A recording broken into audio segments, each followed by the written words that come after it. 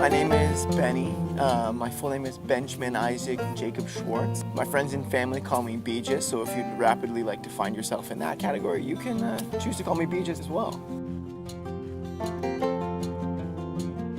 I hail from the small town of Los Angeles, California, and I'm kind of classically trained as a naturalist and biologist.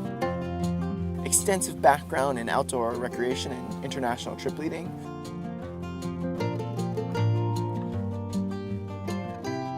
And most recently, I've developed a really strong interest and passion for bird watching, bird education, and I really like to take bird photos. I'm exhausted.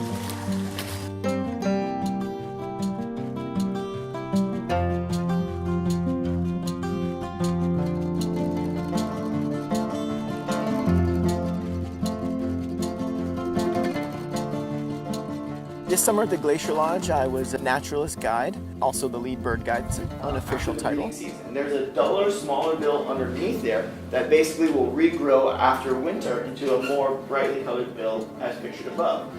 The second thing that changed is this fleshy projection above their eye, for which they were aptly named the horned puffin.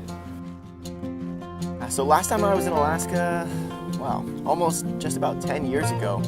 I was 17 then, and now I'm 27, so I've evolved and grown a lot since then, but I still look at Alaska with the same eyes as I did when I was 17. I mean, I'd seen a lot of the Northwest by that time, but when I came to Alaska, my mind was, absolutely blown.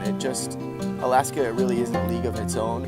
Oh, bald eagle, actually. I remember I showed up in May and starting to see migrants passing through that I'd seen in California or that I'd seen before in Central America that were wintering.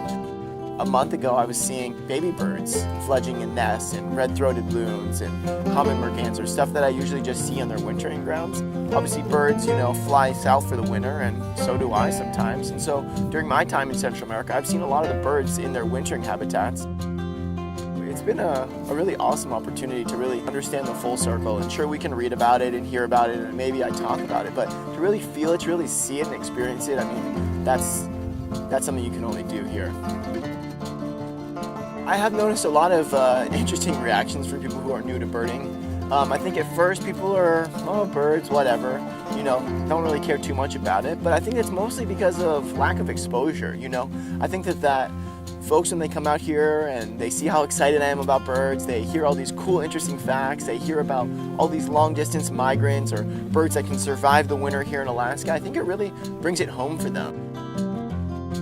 It's not necessarily about being able to identify a species or this is this or this is that, and sure, that's a cool goal, but I think for me the most important part is to really drive home this idea of the interconnectedness of these spaces. Whether you're in California or whether you're in Ohio or whether you're in the Northeast, all four of the major flyways that we have in North America end up in Alaska. So this area is a really excellent classroom to really drive home that idea, this interconnectedness, right? That we're not kind of islands of ecology, but we all are vastly dependent on each other's ecosystem health and the resources that are available, or else these birds wouldn't be able to make that journey here back and forth again. I always tell folks that, the only thing I can guarantee on my walks is a good time.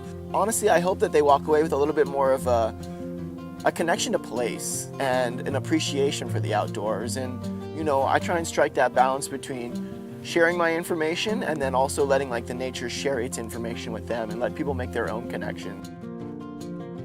Sure, I can share all these facts and, data and statistics, but really what happens at the end of the day is the land moves you and you can connect to it and remember when you're back home, wow, that view, or it was dumping rain on me in the canoe, but I still had fun, or wow, that bald eagle just soared right overhead, and the magic that's infused in those moments, that's what I want people to go away with.